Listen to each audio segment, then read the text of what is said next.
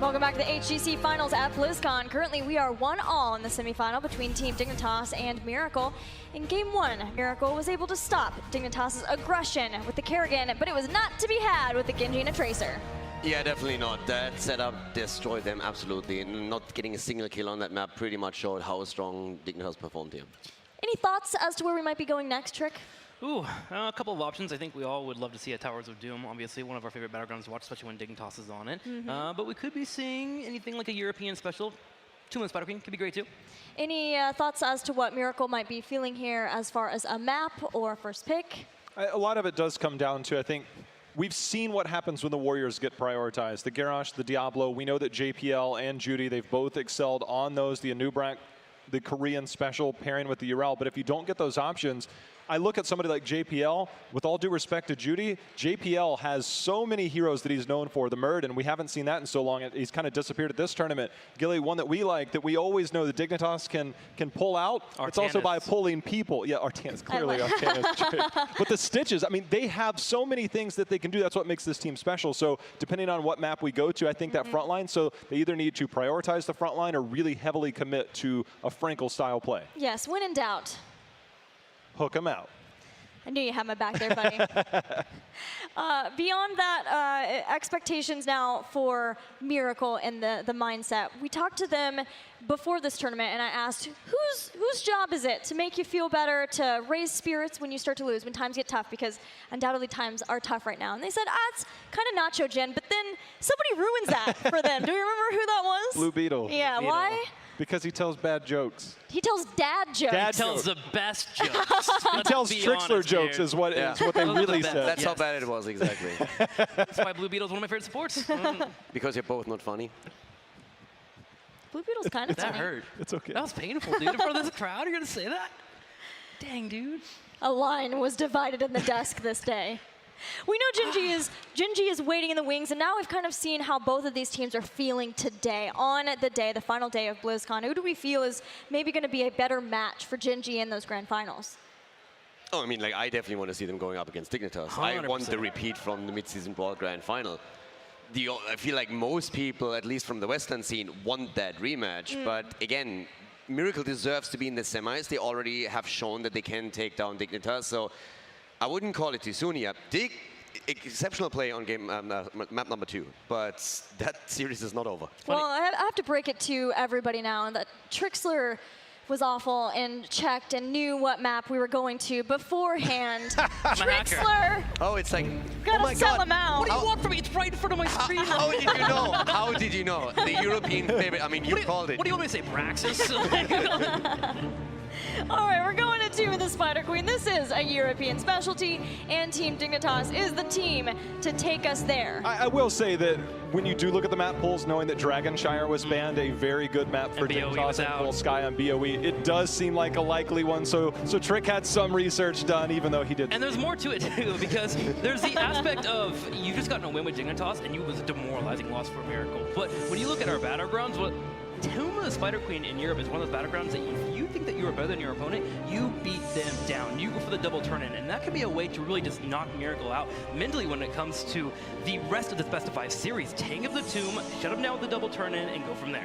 Well, one of the Warriors is let through now. The way that these bans have played out, Miracle, I think, is making a play around that.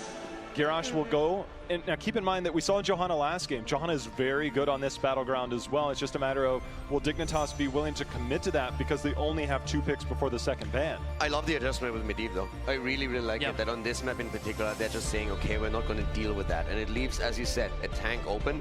And that's the choice that they have to make right now, and they go for Diablo. Yeah, I was wondering about Diablo or Tyrande, and they decided to go with the Diablo, which I think we need to go with. I mean, I was talking about it yesterday, but there's 4 heroes in particular that are very important to Miracle. It's Diablo, Garrosh, Thrall, and Blaze. If you have 2 out of those 4 in any capacity, Miracle typically gets a victory. So Diablo is going to be their major pickup and the major reason why they might be able to get a win here. But Genji has still been let through the draft. Yeah, he doesn't offer a lot in terms of being able to wave clear and keep that going, but if you know that you have that, that is a secret weapon, and that's something that was just destroying Miracle in the last game. So something that Miracle had to keep in mind. I think that's why we saw that pause before going into the Diablo pick. Genji is also fantastic for giving you the map control here. You always have those quick rotations with this mobility towards the bot lane, so you can offset the balance in the one-on-one setup. So it's definitely a pick that can still come out. But the first thing that we're seeing is looking already for a Wombo setup here with the Jaina for the burst damage and with Deckard Cain.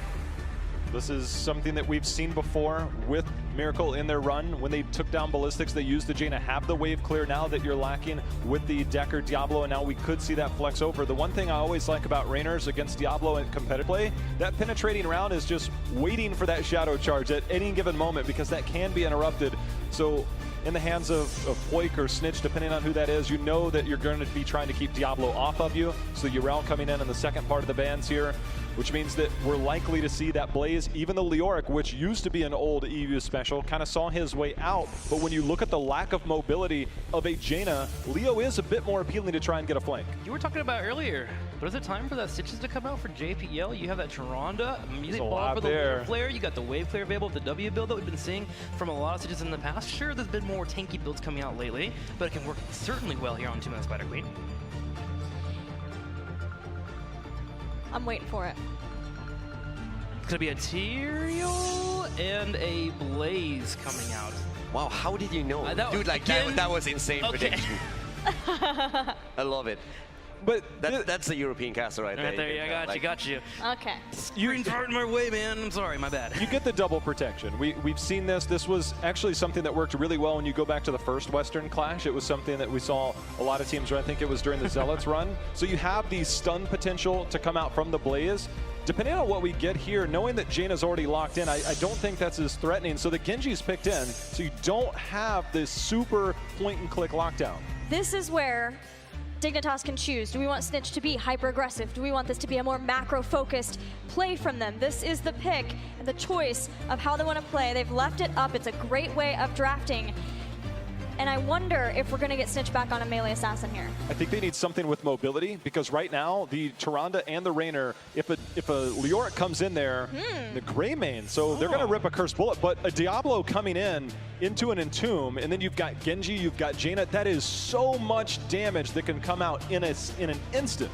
So going with Greymane, though, was not the hero I think anybody really expected there. It's something that we've known Snitch to play for a very long time, but our current meta has not been favorable towards Greymane. Yeah, I was stretching towards that Thrall, or even maybe that Zeratul, which has been showing a lot in the last couple of weeks. Yeah. That's who I thought it was going to be. I was waiting, and when I said I'm waiting to see it, was Zeratul, and partially it's because Miracle has banned a lot of Zeratul, and they've had to ban other things versus Team Dignitas because there are other concerning picks for them. But I think Miracle are more locked into what certain melee assassins they can play than the flexibility that Snitch provides.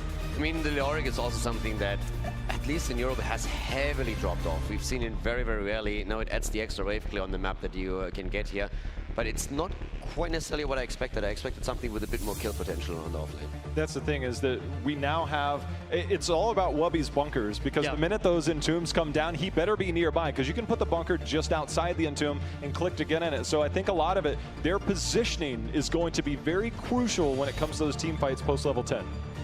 Whereas Judy has dominated all through the group stage on Garrosh, how are we feeling about him being able to at least get Diablo in this match? Oh, I prefer his Diablo over his Johanna or a Nubrak any day. His Diablo is devastating. He knows how to get in there, and the thing is, he stays alive for an eternity with or without the help of his support. Like, he played extremely well on the Diablo, especially against Liquid. Like, he had some great scenes there. So I have no doubt that this is going to be really difficult for Dignitas to control. But yeah, it's going to be interesting to see how they're going to deal with that. The Leoric, still curious to see how much that comes into play here for them. Level 20, on the other hand, is going to be rough. Once you have Buried Alive, if it ever comes to that point, then Leoric just power spikes so hard. Right. Well, this is it. The next game will determine who is one game away from the Grand Finals and a match with Gen G. Let's do it.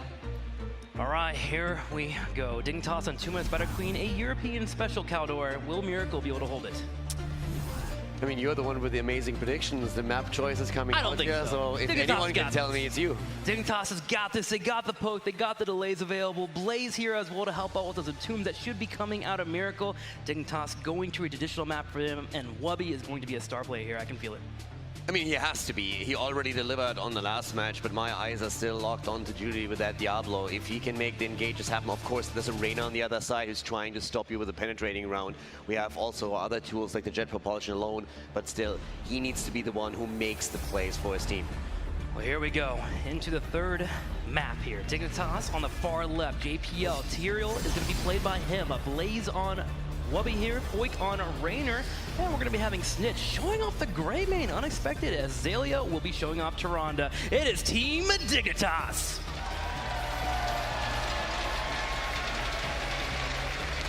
It's game number 3, and to the right side of the map in the red, we have Genji, played by a Sniper. We see Frankel on Jaina for all that burst damage to confirm the target. Nacho Jin on Leoric for the offlane. Blue Beetle on the support. He's rocking the Deckard Cain. Judy on Diablo. Ladies and gentlemen, it is Miracle!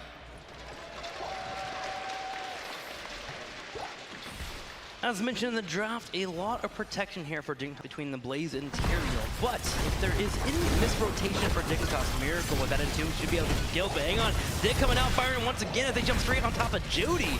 Judy backing up straight to the potions, not going to take some damage too, but Dignitas, man, they are loving these early game team fights. They definitely do, and that was already a big win for them. And oh, they continue the fight even more, trying to go for Sniper here. So far, it looks like he might be able to get away, but hold that thought. He goes down, Genji dead, and Dignitas with the first blood in game number 3. You do not typically get a pick on a Genji in the early game, but that Swift Strike being used, and Wubby able to idolize it, move in, and get the full engage. Allows for Dignitas to get that pick up. Now we're going to go straight into the wave clear here, which if you look at it, Miracle has great wave clear when you look at Frankel in particular on that Jaina, and this is actually a star hero for him. So watch for him around level 10 in particular to be destructive against Dignitas. It was still a pretty big setback that they took so much damage in the early game, because a lot of the players outside of Genji had to just move back and tap at the fountain, so that's already not an option any longer for them, for the time being at least. But I'm still looking towards how much Diablo is going to impact this game. We're going to wait for him to get a couple of stacks together on his soul so that he is a lot more hit point heavy.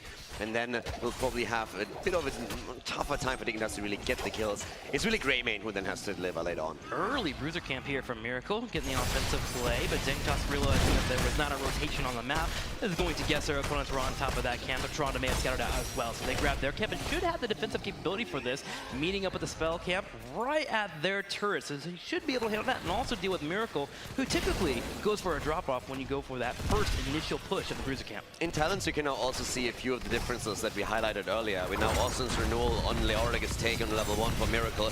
When Dignitas were running Leoric on Infernal Shrines, they went into the Consume Vitality. Now, a lot of that had to do with the cooldown reduction that you really want to activate throughout the entire Shrine phase, but it shows again that especially Korean teams are very dominant when it comes to that Austin's renewal to give them value. Camp in favor Dignitas here in the middle. Judy goes in for a flip, trying to get close to the turret. It's not quite there, but at least in range here for Nacho Jin to help out with that wave clear. That Neil Peasant to level 4, helping destroy that lane here in the middle. 19 gems have been dropped off by Dignitas, building towards that first turn-in that we typically see from them. They have a lot of interrupt potential here too through Tyrande alone. Just sending the Owls and the Luna Fair through can help you to make sure that your opponent doesn't turn in. Now granted, there's also a couple of tools for Miracle. We're talking about Deckard Cain, you have Genji available, and also to an extent Jaina, depending on how far you're willing to go and how much you're going to risk there. But right now, the objective mainly controlled by Dignitas. 25 turned in, and only 5 missing before they can complete a turn-in. Yeah, you were talking about Jaina, that Frost Shard really helps out with that clear, that Pierce being available, make sure that she doesn't get in too much trouble in terms of trying to delay that turn-in. But Wubby also will be pretty instrumental in that bottom lane, helping out with the fire, of course, as he continues to throw out that oil. JPL juking and jiving here on the top side while Frankel goes for the first turn-in from Miracle. We'll be able to get it. No, another delay once again. Yeah, there comes the Luna Flare that we've been talking about. The interrupt potential through Zalia. And he's, of course, getting those stacks in with it, too. Sitting at 2 for now. Rotations between the top turn-in point and the bottom are pretty frequent. He has both of the teams are trying to sneak something in, but it might very well come down to another big battle between the two. Yeah, and you gotta wonder if Dignitas wants to have that battle. Do they want to wait till level 10 with that signification so you can empower that Grey main, allow for him to go for that full-on dive, find a target? Jaina would be the main target for him. Dignitas continuing to build up towards that. 25 gems have been dropped off, but Judy looking for his own engage, goes straight in for Foik. That was actually a really good attempt, but the follow-up from Blue Beetle was a bit off there. That could have definitely been a kill if he lands that properly. I think there was a bit of a mistake in communication between Diablo and Deckard Cain. outside of that, this could have been the first kill for Miracle, and especially Poik needs to be careful here because he is the prime target for them. But it still shows that Judy willing to pull off that initiative, and that Diablo really allows for him to have that initiative and find those engages. He'll definitely have more opportunities to find those picks. Especially now that he has a couple of souls available. He's already sitting at 77, so that hit point pool is allowing him to make these plays without exposing himself too much. Snitch, of course, still at the frontier, able to move away as Judy was hoping to put him into trouble. Yeah, Judy went for that full engage, but Snitch is bit completely back, knowing they have their teammates to back him up. Poik doing his best here to push Judy away while JPO goes for that turn, and he has the level gems available to him. Dignitas, kiting backwards though, needs to be careful. Blue Beetle, constantly with that poke should prevent them from getting that turn in.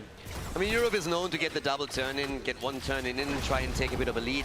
Just spiral that towards the level 10, and then with the heroic abilities as an advantage, you're looking for the second one. Again, the engage onto Poike though, as Miracle is looking for the fight.